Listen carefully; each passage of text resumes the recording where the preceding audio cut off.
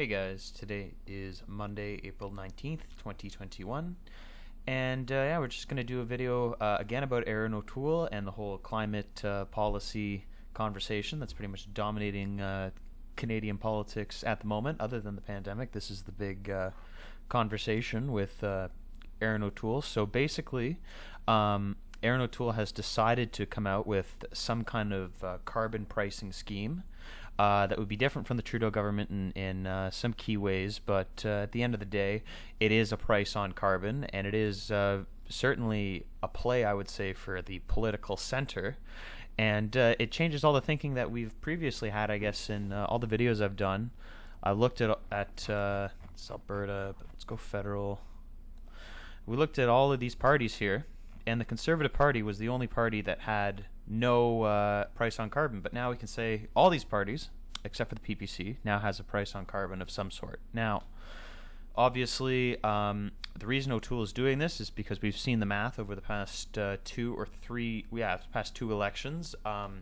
Liberals had a solid policy from the start to put a price on climate change, and they've won both times. The Conservatives have always tried to steer away from this and basically promise that they will repeal Trudeau's carbon pricing scheme. And O'Toole still promises to do this. But now the whole problem is, it's just another name for the carbon tax he's proposing to do. And he's going to levy, it says here, as a pricing mechanism, I think, basically on fuel and things like that.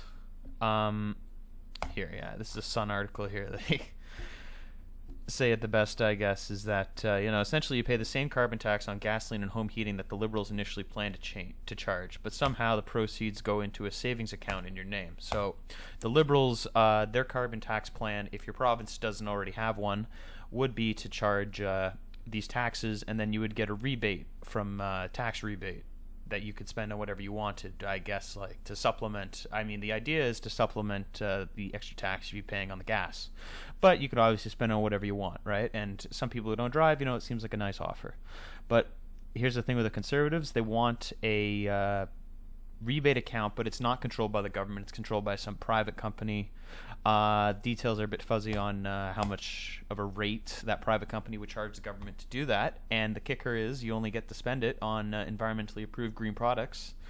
That's also up for definition. And I saw Erin O'Toole on Question Period yesterday, and it was really sort of awkward for him because, this is a policy that obviously grassroots of the Conservative Party are enraged about here. You see turns back on supporters, Rex Murphy digging a political Grand Canyon there'll be no getting out of, so obviously, like, among the true conservative base, this is not a popular idea. This is basically compromising on a key issue that they've basically rallied support on for many, many years, which is that, we don't want another tax, especially on carbon, on business, pretty much, as they would put it. So I guess these are interesting times for the Conservatives because, the question is will the party still stick to the Conservative Party here, even with this climate thing? I would say O'Toole, this is a move to obviously get those voters in Ontario and get those voters in certain areas of the country who want some kind of price on climate, that want to see the government make some kind of impact on the environment. And the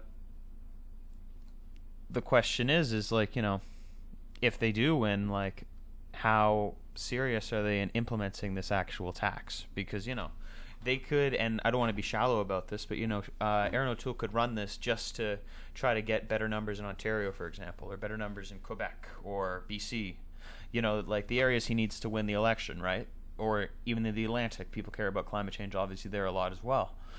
And, if he wants to win these seats, he has to deliver some kind of climate change, at least that, or some kind of climate legislation. At least that's what the wisdom is, right? But at the same time, it's like, how much are you willing to depress your base of support to do that? Like how willing are people to come out to vote on the climate as an issue? And like has a kind of a unique idea because, like, the Liberal climate change policy, and you can like it or hate it, but it's clear what it is, and now the Conservatives, there's a lot of time here. Today's the Liberals' budget. I guess I'll do a video a little bit about, like, how big the budget is, or we can just talk about it briefly here, because it should be, yeah. So there's a lot of budget spending happening today, and we could be in an election situation based on what happens. The wisdom is that there probably will not be, because the NDP is not willing to basically let the government fall while the pandemic is raging, because we are in the middle of a third wave now. So any hope of like an election early on this year is potentially not happening. But the Liberals, they're gearing with this budget, a lot of spending in childcare, a lot of like a continuation of the high spending we've seen last year with the pandemic. Basically, they're spending for an election here. Like they could run an election on this kind of budget. And so the Conservatives, not only do they have to basically run against all this stuff and the stuff last year that they voted for in terms of the pandemic relief, now they got to also explain this climate plan to people, And so maybe, people will buy the fact that the Conservatives have a climate plan, but, there's a lot of people in the Conservative Party itself that will not want to see it realized. So I don't know if the plan is dead on arrival. Maybe they'll just repeal the Liberals' tax, and then the climate change plan that gets passed by the Conservatives will be very, very will not have these kind of things that O'Toole is promising. Maybe this is just an election promise from him. But at the same time, we don't know. Obviously, in the polling numbers here, we have no idea yet how it's going to impact. We have to see how the budget goes. The budget could boost the Liberals, or this climate change plan could boost the Conservatives, or at the same time it could have the opposite effect and maybe boost support for our friend Maxine down here, because people are just so fed up. And basically O'Toole is trying to have it both ways here with this plan. I don't know if it's worth ticking off all these Conservatives to do it, but I think it's right. This is like a one and done kind of thing, because like if this fails, I think the Conservatives will have to definitely look at a new leader. They picked Erin O'Toole because, as we talked about before, he represents the riding of Durham, which is right in the area where the Conservatives have to flip a bunch of seats in order to actually make some inroads against Liberal support in Ontario. So, here we go. So, I'd like to know which issues you care about most in Canada today, And so, see, climate change, only 6% of Conservatives care about it. So really, this issue with the base, it's a play to these. It's a play over here. But these parties, they're not at all interested in voting over here. You know what I mean? Like, maybe some Liberals would be. But, is this really this is kind of a veneer of a plan, and it's a confusing plan so far that people aren't really happy about. So all depends on how they sell it. I'm not very,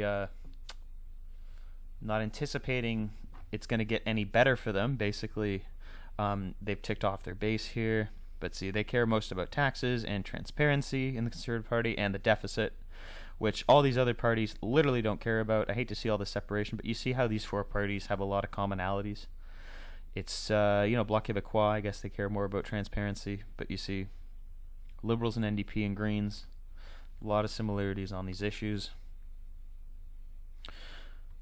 And so I guess there you go. Climate change still number one issue in Canada right now.